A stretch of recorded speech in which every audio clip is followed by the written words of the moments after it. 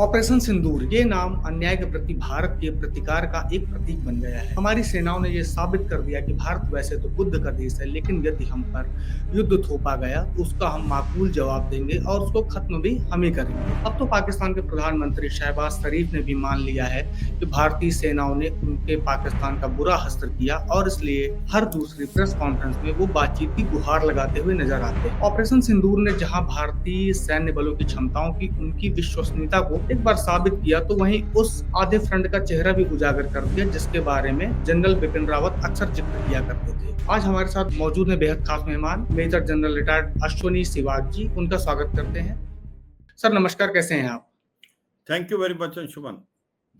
Sir operation Sindoor पर चर्चा करेंगे, लेकिन सबसे पहले बात करते हैं air chief marshal AP Singh के स्टेटमेंट की। उन्होंने कहा कि डिफेंस को लेके वादे पूरे नहीं किए जा रहे हैं। इसके पहले भी तेजस को लेकर एचएल के प्रति वो अपनी नाराजगी दिखा चुके थे। इसे आप कैसे देखते हैं? उनकी चिंताओं का क्या समाधान है? क्या स्थिति वाकई में बहुत नाजुक है या गंभीर है? और देखो, सच्चाई ये है कि जो एयर मार्शल एपी सिंह ने बोला वो एयर पार की तरफ उनका इशारा था कि अगर टू फ्रंट वार होता है, जो कि एक वर्स्ट केस सिनेरियो है पाकिस्तान और चीन के साथ इकट्ठा, तो भारत को 42 स्क्वाड्रन की जरूरत पड़ेगी और अभी वो घट के कोई करीब 32 से 33 स्क्वाड्रन रह गए। तो इसलिए भारत को जल्दी से जल्दी जो अपने एयर पावर को बढ़ाना है। आपको पता है कि आने वाले समय में मिग 21 और कहीं न कहीं जगूर जो हैं एयरक्राफ्ट, ये भी फेज आउट होंगे। तो इसलिए जो नए एयरक्राफ्ट आने हैं वो तेजस मार्क 1, तेजस मार्क 1 अल्फा और आने वाले समय में तेजस मार्क 2, ये भारत खुद बना रहा है और इसको एचएएल बना रहा है।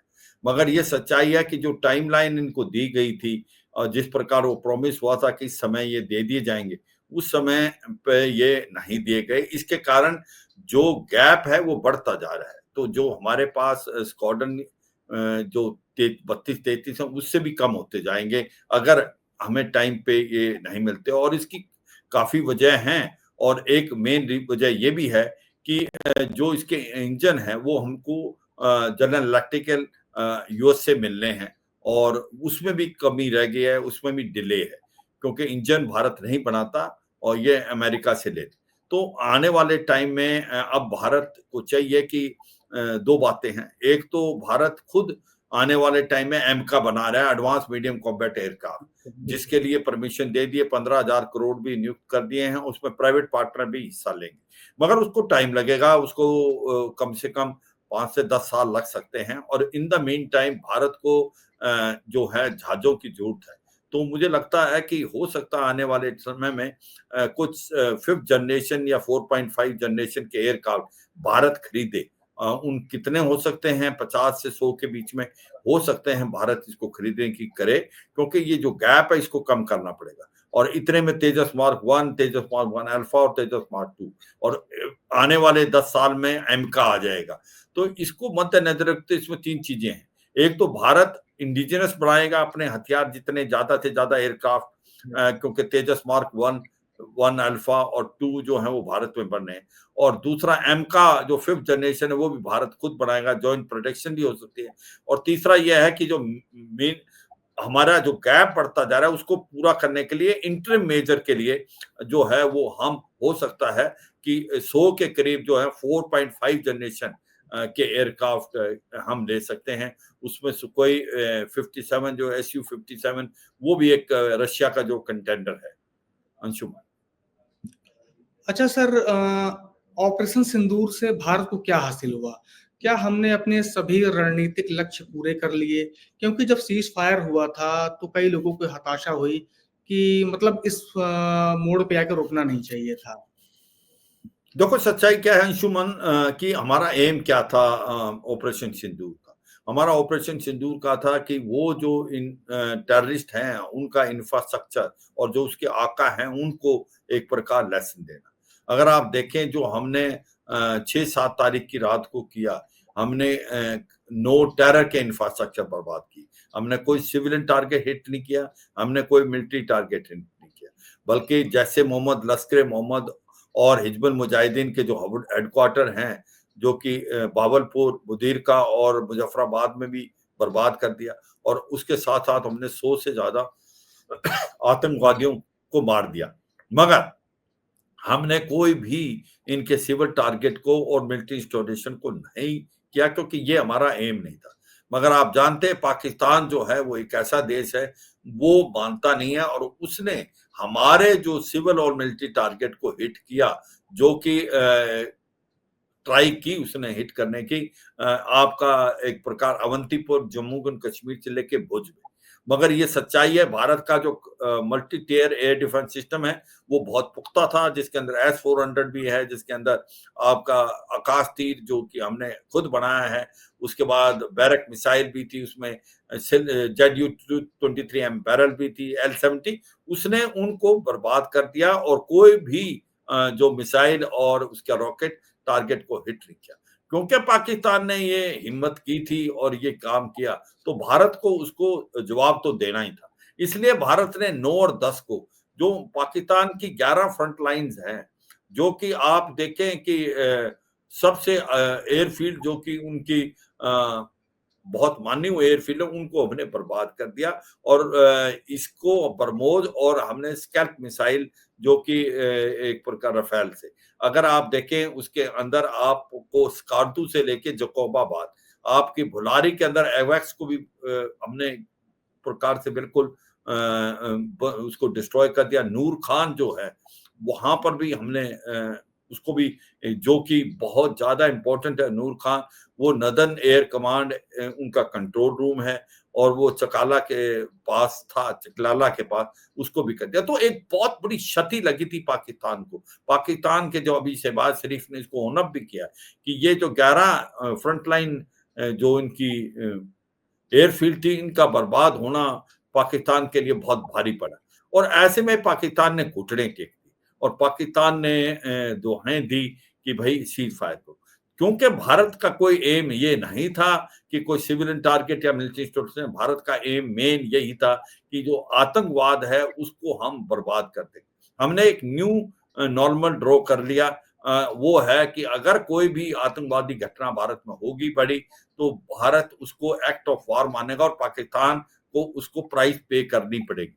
तो मुझे लगता है भारत का ये एम था, क्योंकि ये मैं कहूंगा कुछ प्रेशर बाहर से भी था, मगर जो हमने किया बहुत सोच समझ के किया और मुझे लगता है उस समय हर चीज को मद्देनजर रखते हुए ये सबसे बेस्ट ऑफ कोर्स एक्शन था, क्योंकि पाकिस्तान बिल्कुल हाथ खड़े कर पाया गया था और हमारा मेन एम जो था वो हमने फुलफिल कर लिया था। अंशुमन सर, ऑपरेशन सिंदूर के पहले Indus water treaty suspension, sir इसको आप कैसे देखते हैं? एक बेहद ऐतिहासिक समझौता था जो इस बार भारत सरकार ने कैंसिल कर दिया। क्या असली मास्टर स्ट्रोक यही है? हाँ, बिल्कुल। मुझे तो ये जो आपने बोला, क्या ये एक मास्टर स्ट्रोक है? वाक़ई एक मास्टर स्ट्रोक है। देखो, पहले तो हमें देखना पड़ेगा, ये 1960 की जो इंडस वाटर ट्रीटी है, ये एक भारत और पाकिस्तान के बीच में हुई थी। इसको ब्रोकर किया था वर्ल्ड बैंक ने और इसमें 6 नदियाँ हैं, जो 3 ईस्टर्न नदियाँ हैं और 3 वेस्टर्न नदियाँ हैं।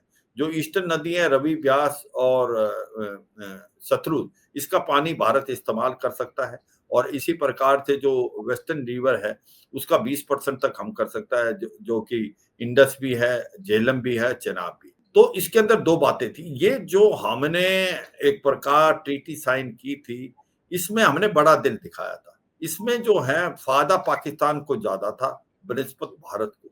ये एक अच्छी निगोशिएटेड आपको इंडस वाटर ट्रीटी नहीं थी। इसके अंदर हमें अपना भी ध्यान रखना चाहिए था। मुझे लगता नहीं हमने उस चीज में ध्यान दिया। और दूसरा, उसके बाद हम इसका पानी जो इस्तेमाल कर सकते हैं 20% वेस्टर्न रिवर का, वो भी नहीं कर रहे थे। तीसरा, इसमें सबसे बड़ी खामी थी डीसिल्टिंग। जब आपने जो डैम वगैरह बना रखे हैं उनको डीसिल्टिंग नहीं कर सकते। इसका मतलब डीसिल्टिंग नहीं करेंगे तो उसकी सतह कम होती जाएगी, क्योंकि मिट्टी जमती रहेगी और पानी की जो कैपेसिटी है वो कम हो जाएगी। वो भी नहीं था। तो मुझे लगता है एक बैडली फ्रेम्ड हमने ये इंडस वाटर ट्रीटी की थी।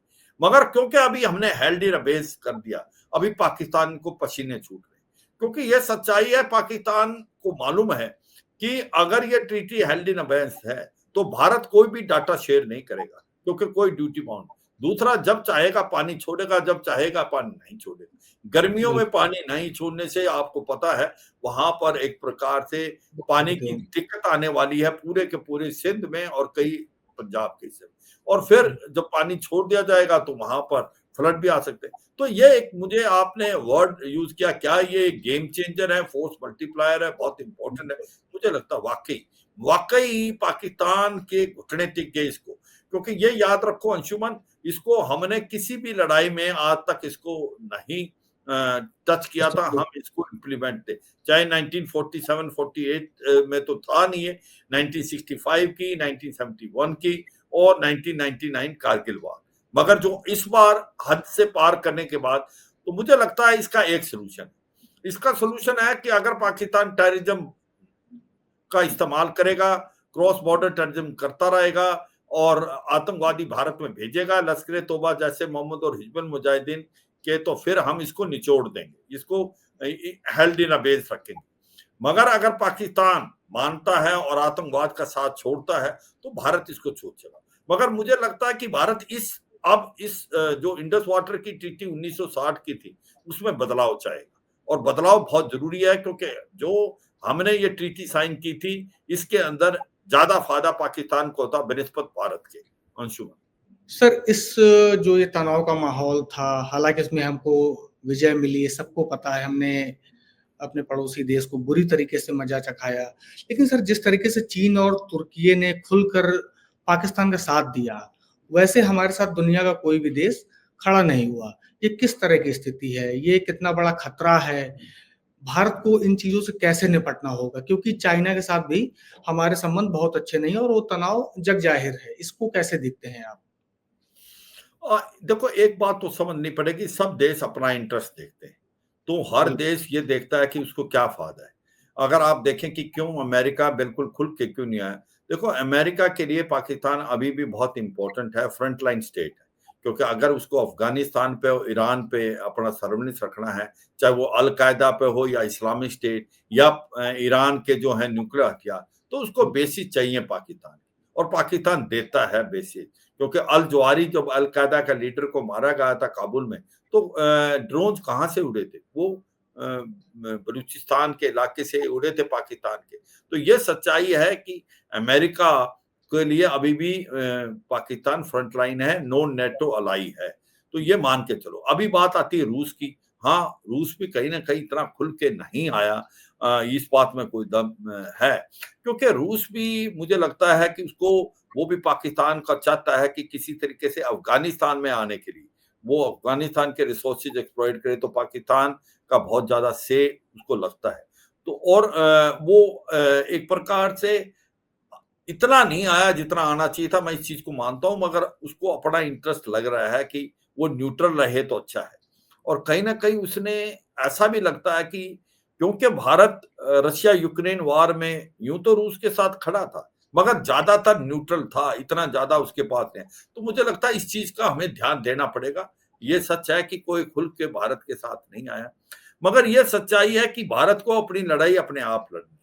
और आप जो चीन की बात करो, हाँ मैं समझता हूं कि चीन आया है, मगर चीन भी एक प्रकार इतना नहीं खुल के, उसको भी मालूम है कि अगर उसकी टैरिफ की जो लड़ाई चली अमेरिका की, उसके लिए उसको भारत की जरूरत है।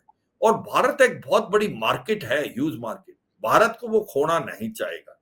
तो इसलिए मुझे लगता नहीं कि चीन एकदम पाकिस्तान के पलड़े में आएगा। हाँ, चीन जो है पाकिस्तान को हथियार देगा, उसको इंफॉर्मेशन देगा, इंटेलिजेंस देगा, वो तो करेगा।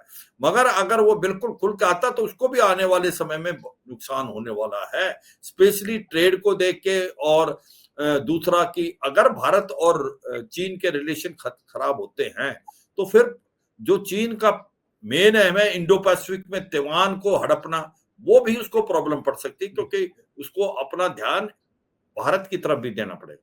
तो एक बात तो साफ है अंशुमन कि हमें अपनी लड़ाई खुद लड़नी है।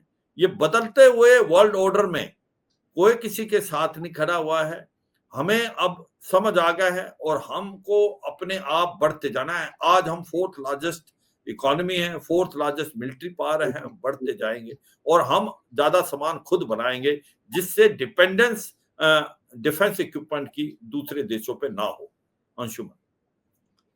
सर, इस पूरे मिशन में राफेल ने अपनी एक बहुत बड़ी भूमिका निभाई, लेकिन जैसे ही ये आया कि राफेल का इसमें बड़ा योगदान रहा है, एक तरीके की पूरी पश्चिमी मीडिया ने एक नैरेटिव बनाना स्टार्ट किया कि भारत के इतने राफेल गिरे, उतने राफेल गिरे। यहाँ तक कि भारत के विपक्षी दलों ने और भारत के कुछ पत्रकारों का भी इस पर बड़ा फोकस रहा कि उनका इससे कोई वाबस्ता नहीं था कि पाकिस्तान को क्या नुकसान हुआ। उनका इसमें ज़्यादा नैरेटिव बनाने में उनकी दिलचस्पी थी कि भारत को क्या नुकसान हुआ। सर, इस बात को कैसे देखते हैं आप? हाँ, बिल्कुल। देखो अंशुमन, उससे पहले मैं थोड़ा टर्की के बारे में भूल गया बताना आपको। जो टर्की एक ऐसा देश है, वो एक खलीफा बनना चाहता है मुस्लिम वर्ल्ड का, और वो चाहता है कि किसी तरीके से वो ओटोमन एम्पायर का दोबारा लाए, और वो चैलेंज करना चाहता है हेगमनी सऊदी अरेबिया और यूएई की। इसलिए वो पाकिस्तान के करीब है, पाकिस्तान को हथियार भी भेजता है, और पाकिस्तान में उसकी एक इंडस्ट्रियल मिलिट्री कॉम्प्लेक्स को फ़ायदा होता है। तो जब इसके बावजूद कि भारत ने उसको अर्थक्वेक के बाद ऑपरेशन दोस्त में आउट ऑफ वे जाके मदद की, मगर आपको पता है कि टर्की जो है डिपेंड नहीं कर सकते, शुरू से ही वो पाकिस्तान की तरफ है। अब आपने पूछा रफेल पे, देखो सच्चाई यह है कि भारत के जो एयर पावर ने काबिल तारीफ किया, और ये लड़ाई एक बड़ी अलग सी लड़ाई थी, इसको स्टार वार कर सकते हैं। इसमें दोनों फोर्सेज ने क्रॉस नहीं किया, ना आईबी किया ना लाइन ऑफ कंट्रोल किया। जो एयरक्राफ्ट ने भी आईबी और एलसी क्रॉस नहीं किया। जो क्रॉस की जो भी कुछ हुआ वो भारत के इलाके में या पाकिस्तान ने अपनी तरफ से फायर किया। तो ये एक सच्चाई है कि भारत ने पाकिस्तान के ऊपर बहुत ज्यादा नुकसान किया। ये सच्चाई 6-7 तारीख को भी भारत ने उसके करीब करीब 9 के 9 टेरर इंफ्रास्ट्रक्चर बाबा, 9 और 10 को उसके 11 फ्रंटलाइन स्टेट, और पाकिस्तान को नुकसान हुआ है उसके एक F-16, 2 JF-17, एक J-10C और एक C-13J हरकुलिस, और प्लस उसका एवेक्स बलौरी में जो है या तो डिस्ट्रॉय हुए, काफी डैमेज हुए।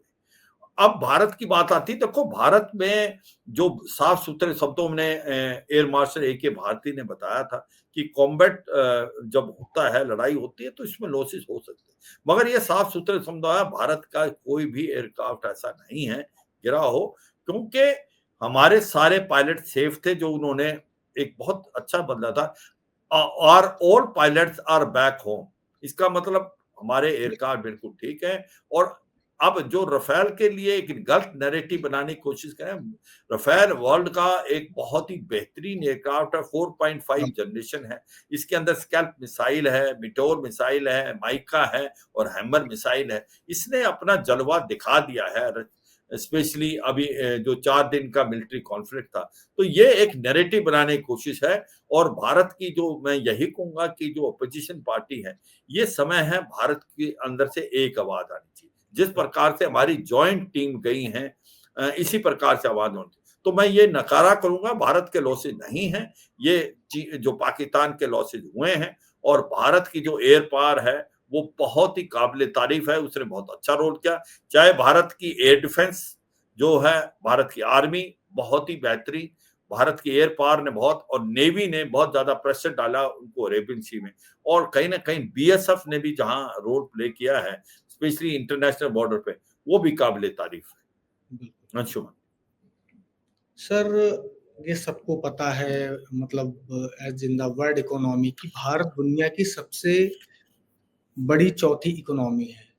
लेकिन आपको लगता है कि दुनिया, खासकर खुद को सुपर पावर समझने वाले देश, नहीं चाहते कि भारत ग्रो करे? क्या भारत के खिलाफ कोई साजिश रची जा रही है? क्योंकि हाल फिलहाल कुछ दिनों में, पहले चाहे बांग्लादेश हो या मालदीव्स रहा हो, पाकिस्तान, कुछ ना कुछ ऐसा हुआ जिससे कहीं ना कहीं हमारा देश को उन्होंने अस्थिर करने की कोशिश की है। क्या आपको लगता है कोई साजिश है? इसे कैसे डिकोड करेंगे आप? देखो सच्चाई है, कोई देश नहीं चाहेगा कि दूसरा देश आगे बढ़े, और ये भी सच्चाई है अमेरिका भी आपका इस्तेमाल करेगा चीन के अगेंस्ट, और चीन कभी नहीं चाहेगा कि भारत आगे बढ़े, क्योंकि वो एशिया में कंपिटिटर है। तो ये आपको अपनी लड़ाई आगे बढ़नी है, और आपकी इकोनॉमी अच्छा होनी चाहिए, और भारत बढ़ रहा है। आप अगर आज देखें कि 2014 में भारत 11वीं पोजीशन पे था, आज बढ़ के चौथी पोजीशन में आ गया, और अगले 2 साल में हम थर्ड इकोनॉमी बनने वाले हैं, हम जर्मनी को भी पीछे छोड़े। भारत सेल्फ डिफेंस की तरफ जा रहा है, भारत आज आत्मनिर्भर और एक प्रकार मेक इन इंडिया की तरफ जा रहा है। बल्कि भारत का formula make in India, make for world. Bharat जो है हथियार खुद के लिए नहीं, पूरे वर्ल्ड के लिए बनाएगा। और आज की तारीख में जो हम 25,000 करोड़ का एक्सपोर्ट किया डिफेंस इक्विपमेंट, आने वाले 4-5 साल में 50,000 करोड़ करेंगे। तो हम बढ़ते जाएंगे, हमें किसी की परवाह नहीं होनी चाहिए। हमें ये एक बदलता हुआ मल्टीपोलर वर्ल्ड है, इसको हमें समझना है, इसके तहत चलना है। मगर ये सच्चाई है कि दूसरे देश बिल्कुल नहीं चाहेंगे कि भारत की प्रोग्रेस हो। कहीं बांग्लादेश, कहीं पाकिस्तान, इनको हमें समझना है, फिर आगे स्टेप लेना है। भारत की एक ऐसी इकोनॉमी है कि जो फास्टेस्ट ग्रोइंग इकोनॉमी कोविड-19 से पहले भी थी, कोविड-19 के बाद भी है, और आज हम 4th लार्जेस्ट इकोनॉमी बन गए हैं। तो मुझे लगता नहीं कि कोई घबराने की बात है, भारत को सोच समझ के चलना है। और प्राइम मिनिस्टर मोदी के होते हुए मुझे लगता है हमारे जो ट्रैक है वो बिल्कुल ठीक है। अंशुम। सर, इस दौरान अमेरिका और ट्रंप का जो बदला हुआ एक रूप नजर आता है, स्पेशली भारत की स्ट्राइक के बाद, उसे आप कैसे देखते हैं? क्योंकि एक तरफ तो ऑपरेशन सिंदूर के ठीक बाद पाकिस्तान को आईएमएफ से एक अच्छा खासा लोन मिल जाता है, और उसी के जस्ट बाद एक बड़ी डिफेंस डील होती है टर्की और अमेरिका के बीच। ये वही टर्की ने पाकिस्तान का साथ दिया है, सबको पता है। और उसी टर्की के साथ अमेरिका की डील होती है एमरॉम मिसाइल को लेके। ये इस अमेरिकी रुख को आप कैसे देखते हैं? देखो सच्चाई है, डोनाल्ड ट्रंप के अंडर आप ये विश्वास नहीं कर सकते कि वो अमेरिका किस करवट पे बैठेगा। ये सच्चाई है कि इसके बावजूद कि सबको पता है कि पाकिस्तान एक हब सेंटर है टेररिज्म का। पाकिस्तान एक इस्तेमाल करता है टेररिज्म को एज अ स्टेट इंस्ट्रूमेंट, और पाकिस्तान लश्कर-ए-तौबा जैसे मोहम्मद और हिजबुल मुजाहिदीन के आतंकवादी भारत में भेजता है। मगर इसके बावजूद भी आईएमएफ ने अगर लोन दिया है तो ये दिया नहीं जा सकता जब तक अमेरिका की ब्लेसिंग ना हो। और भारत ने इसको बताने की कोशिश की कि जो भी आईएमएफ का लोन मिलेगा उसका पैसा वो आतंकवादियों पर जाएगा, और ये सच भी होगा कि जो नुकसान हुआ था भावलपुर में, उसका 14 करोड़ रुपए जो जो है वो पैसा जो है वो दिया जाएगा इन्हीं जो संस्थाएं हैं या जो कि टेररिस्ट ऑर्गेनाइजेशन। तो ये सच्चाई, पाकिस्तान अपना इंटरेस्ट देखता है, कहीं ना कहीं उसको लगता है कि अमेरिका अपना इंटरेस्ट देखता है कि पाकिस्तान उसके लिए अभी भी इम्पोर्टेंट है। पाकिस्तान को वो टूटने नहीं देगा इकोनॉमिकली, वो एक प्रकार से बर्बाद होता हुआ नजर नहीं करेगा, वो हेल्प करेगा। और उसका अपना इकोनॉमिक इंटरेस्ट और जियोपॉलिटिक्स इंटरेस्ट है, और इसी प्रकार से टर्की के अंदर भी उसका है। आप देखें एमराम मिसाइल जो है वो कर ली। पहले आपको याद होगा S-400 जब खरीदी थी टर्की ने, तो फिर उस समय उसके ऊपर सैंक्शन भी लगाई थी अमेरिका ने, और जो F-35 एयरक्राफ्ट देने थे उससे भी मना होगा। तो ये सच्चाई है, सब देश अपना अपना हित देख रहे हैं। और ये सोचना कि अमेरिका प्रेशर डालेगा पाकिस्तान पे, मुझे नहीं लगता ऐसा होगा। हमें खुद डालना पड़ेगा, हमें यकीन कराना पड़ेगा फाइनेंशियल एक्शन टास्क फोर्स को ग्रे लिस्ट पे डाले मनी लॉन्ड्रिंग और टेररिस्ट फंडिंग के लिए, और पाकिस्तान को एक टेररिस्ट स्टेट डिक्लेयर किया जाए। इसके लिए हमें मेहनत करनी पड़ेगी दूसरे देशों के साथ। मगर ये सोचना कि आप जैसा चाहेंगे अमेरिका करेगा, वो नहीं। उसके लिए अपना इंटरेस्ट है, सभी देश अपना अपना इंटरेस्ट से चले हुए हैं। अंशुम। सर, भी आपने जिक्र किया था युद्ध के तरीकों को लेके। युद्ध के तरीके समय के साथ बदल रहे हैं। आधुनिक युद्ध में drone, cyber warfare, artificial intelligence की भूमिका बढ़ रही है। इस पर आपका क्या मानना है कि भारतीय सेनाएं ऐसे युद्ध के लिए किस किस तरह से तैयार हैं? बिल्कुल, देखो हमने बहुत कुछ सीखा है। हमने सीखा था रशिया यूक्रेन लड़ाई से, और हमने सीखा है Israel Hamas, Israel Hezbollah, Israel हौती, Israel Iran, कि आने वाला जो युद्ध है वो किस रूप में आएगा। पहले सोचा जाता था कि एक छोटा युद्ध होगा, तो रशिया यूक्रेन लड़ाई ने दिखा दिया कि युद्ध लंबे भी हो सकते हैं, 3 साल से ज़्यादा हो। पहले ये सोचा था लड़ाई जो होगी वो आपके एयरक्राफ्ट जाएँगे, आपके टैंक्स जाएँगे, आपकी इन्फेंट्री मूव करेगी। आज आपका रशिया यूक्रेन में भी दिखा दिया जिस प्रकार से दोनों तरफ से एयर पावर का इस्तेमाल हुआ है, जिस प्रकार ड्रोन्स बड़ा एक महत्वपूर्ण रोल प्ले कर रहे हैं, साइबर वारफेयर, आर्टिफिशियल इंटेलिजेंस, ये एक प्रकार से ये 4 दिन का जो युद्ध था, अगर आप देखें किसी ने भी आईबीएलसी क्रॉस नहीं की, मगर फिर भी इतना बड़ा युद्ध कि एक ऐसा होने वाला था कि शायद ये फुल फ्लैज वार भी हो सकता था। तो ये सच्चाई है, भारत ने बहुत सीखा और भारत इसकी तरफ बढ़ रहा है। भारत अपनी फौज को मॉडर्नाइज करेगा, भारत साइबर वारफेयर, स्पेस वार की तरफ ध्यान दे रहा है। भारत जो है ड्रोन्स को ज़्यादा से ज़्यादा खुद बनाने की कोशिश करेगा। भारत जो है अपनी एयर डिफेंस कैपेबिलिटी को और मजबूत, मुझे लगता है इज़राइल हमास से हमने क्या सीखा कि उनका आयरन डोम सिस्टम जो सबसे बहुत ही अच्छा है इज़राइल का, मगर वो फेल हो गया। वो क्यों फेल हुआ? तो इज़राइल के जो आयरन डोम है, वो बना है मिसाइलों के लिए, और जो हमास ने इस्तेमाल किए छोटे-छोटे ड्रोन, वो ड्रोन जो है 1000 का है, और जो 10,000 के करीब ड्रोन इकट्ठे भेज दिए, और इधर से जब उसको मारने के लिए 1 करोड़ की आप मिसाइल फायर कर रहे हो, तो आप कितनी मिसाइलें फायर कर सकते हो? तो बिल्कुल। आपको मल्टी टियर नहीं था, भारत ने बनाया। भारत ने जो ड्रोन है उसको एंटी ड्रोन स्ट्रेटजी से डाउन किया, उसको S-400 इस्तेमाल नहीं किया। तो मुझे लगता है इस सीख से हमने multi tier air defence system, तो मुझे लगता है इन जो भी लास्ट 5-6 साल में वर्ल्ड के अंदर लड़ाइयाँ हुई हैं, उससे हमने सबक सीखा है, और मैं इससे बिल्कुल सहमत हूँ। आपने इशारा किया है, अगर आगे साइबर वारफेयर, स्पेस वारफेयर, आपका ड्रोन्स, आपका आर्टिफिशियल इंटेलिजेंस, आपकी मिसाइलें, रॉकेट्स, और जो एयर पावर, वो बहुत ही महत्वपूर्ण रोल प्ले करने वाली हैं, और समुद्र के अंदर बनी नेवी। तो भारत को क्या करना चाहिए?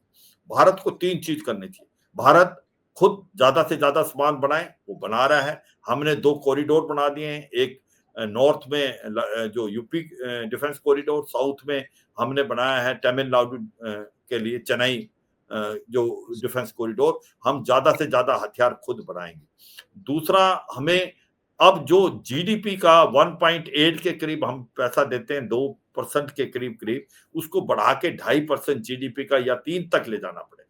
क्योंकि ये वक़्त का तगाज़ा है, आपको अपनी डिफेंस फोर्सेस को मॉडर्नाइज़ करना है। पाकिस्तान जैसे देश को दूसरे देश दे देते हैं, चाहे टर्की है, चाहे कहीं पहले अमेरिका देता था, अब चीन देता है। तो इसलिए अगर उसने काउंटर करना है और चीन का भी काउंटर करना है, तो आपका कम से कम जीडीपी का 2.5% कम से कम, और बढ़ने के 3 साढ़े 3 बनना चाहिए। फोर्स मॉडर्नाइज करो, एयरक्राफ्ट एम का जितना जल्दी हो सकता है लाएं। तो मुझे लगता है ओवरऑल मॉडर्नाइजेशन की तरफ ध्यान देना है और पैसा खर्च करना है, क्योंकि इसलिए पैसा चाहिए। और क्योंकि आप ये समझें अंशुमन, अगर आपकी इकोनॉमी अच्छा करेगी, वो तभी अच्छा करेगी जब आपकी मिलिट्री पावर, इकोनॉमी और मिलिट्री पावर एक सिक्के के 2 पहलू। ये आप जब तक आपकी इकोनॉमी अच्छा नहीं कर सकते, जब तक आप डिफेंड नहीं कर सकते मिलिट्री पावर अच्छी। मुझे लगता है भारत ने बहुत अच्छा सबक सीखा है, और भारत ने बहुत ही अच्छा रिजल्ट हासिल किया है ऑपरेशन सिंदूर में, और मुझे लगता है कि हम और आगे बढ़ेंगे और अपनी जो डिफेंस फोर्सेज है उसको और मॉडर्नाइज करेंगे। अंशुमन।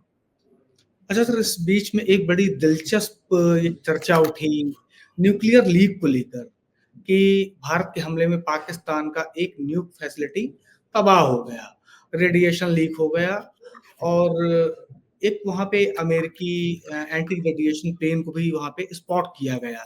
शायद इसी वजह से पाकिस्तान सीज़ फायर के लिए बहुत उत्सुक हो रहा था और उसने अमेरिका को बीच में मध्यस्थता करने के लिए रिक्वेस्ट की। इस पे सर आपका क्या मानना है? क्या सच्चाई है इसकी? देखो, इसका कहना बड़ा मुश्किल है, पर जो हमारी ऑफिशियल एक प्रकार से लाइन इसमें ये है कि जो सरगोदा का एयरफील्ड है, उसके ऊपर हमने हमला किया, और जो न्यूक्लियर फैसिलिटी किराना हिल्स हैं, जो कि 20 से 15 किलोमीटर हैं सरगोदा से, हमने उसको टारगेट नहीं किया। हाँ, ये कहीं अफ़वाहें आई थी, कोई सेस्मिक एक्टिविटी देखी गई, और फिर अमेरिका ने भी जो मॉनिटरिंग करते हैं इसको न्यूक्लियर फैसिलिटी को, वो भेजा गया। मुझे लगता नहीं कि उसमें अफ़वाहें ज़्यादा हैं कि सच्चाई क्या है। भारत ने साफ-सुथरे शब्दों में कह दिया है कि हमने कोई भी न्यूक्लियर फैसिलिटी का हिट नहीं किया। हमने सरगोदा जो एक एयरफील्ड है उसको हिट किया। सरगोदा और किराना हिल्स की डिस्टेंस 20 से 25 किलोमीटर है। तो मैं यही कहूँगा ऑफ़िशियली भारत की यही लाइन है, और हम यही लाइन लेके चलेंगे। अंशुमन। अच्छा सर, अभी जैसे आपने युद्ध डिफेंस को लेके बजट बढ़ाने की बात की, तो इसी में चाइना ने 5वीं जनरेशन के फाइटर जेट अच्छी खासी संख्या में बना लिए हैं और वो जेट ये पाकिस्तान को भी देने की पेशकश कर रहा है या दे रहा है। माना जा रहा है कि 2026 तक ये लड़ाकू विमान पाकिस्तान को मिल जाएंगे। ऐसे में सर भारत के पास क्या ऑप्शंस हैं? क्या जो रशियन Su-57 है या फिर अमेरिकन F-35 है या फिर भारत को अपने स्वदेशी आमका का इंतजार करना चाहिए, जो कि अभी उसे मिलने में मुझे लगता है जो एक ऑफिशियल स्टेटमेंट कि 2035 के पहले भारतीय सेना उसे ऑपरेशनली यूज में नहीं ला पाएगी। बिल्कुल ठीक बोला। पहले हम देखते हैं कि 5th जनरेशन एयरक्राफ्ट वर्ल्ड में हैं कितने। जो अमेरिका के पास 2 हैं, F-22 और F-35। F-22 रैप्टर और फिर F-35। और जो रूस है उसके पास है सुखोई 57, Su-57। और चीन के पास 2 हैं, एक J-20 है और J-35। और J-20 अभी इस्तेमाल कर रहा है और J-35 वो अब इंडक्ट कर रहा है। तो ये सच्चाई है कि जो आपने इशारा किया अंशुमन कि J-35 अगले 6 महीने में वो पाकिस्तान को दे सकता है। इसका मतलब पाकिस्तान के पास अगले 6 महीने के बाद 5th जनरेशन एयरक्राफ्ट हो सकता है और भारत के पास 10 साल लगेंगे, जो आपने आमका की तरफ इशारा किया। इसलिए भारत को जरूरी है कि 5th जनरेशन एयरक्राफ्ट बाहर से खरीदे उस टाइम पीरियड में कि आप उस गैप को कम करें। उसके लिए आपके कंटेंडर क्या हैं? F-35 अमेरिका का, Su-57 रूस का। आपको यही देखना पड़ेगा। तो या तो रूस का या अमेरिका का। मुझे लगता है भारत की गवर्नमेंट इसकी तरफ बड़े गौर दे रही है और जो एयर चीफ हैं उसको देख रहे हैं। मगर आपका इशारा बहुत इम्पोर्टेंट है। आप वेट नहीं कर सकते 10 साल के लिए। आपको 5th जनरेशन एयरक्राफ्ट जो है आपको लेना पड़ेगा, आपको ये गैप करना पड़ेगा। और आपने बहुत अच्छा बोला, पाकिस्तान को हर चीज प्लेट पे मिलती है। जो चीन बनाएगा वो मिल सकता है पाकिस्तान को, और ये बोला गया है। आज की तारीख में JF-17, J-10C, J-20 की भी बात हो रही है पाकिस्तान को, मगर J-35 तो पक्का उसको अगले 6 महीने में मिल सकता है। इसलिए भारत को जल्दी से जल्दी इसके ऊपर डिसीजन लेना पड़ेगा। अंशुम सर बहुत-बहुत धन्यवाद अपना समय देने के लिए। इस बातचीत में जो हमने ये चीज़ें डिकोड की उससे एक चीज़ साफ हो गई है कि ये भारत जो है ये नया भारत है। हमारे पीएम ने, देश की सेनाओं ने भी कहा है कि ऑपरेशन सिंदूर अभी खत्म नहीं हुआ है। हम अपने पड़ोसी देशों के साथ एक सौहार्दपूर्ण संबंध रखना चाहते हैं, लेकिन अगर कोई हमें आग दिखाएगा तो उसे उसी की भाषा में जवाब दिया जाएगा। धन्यवाद। Thank you.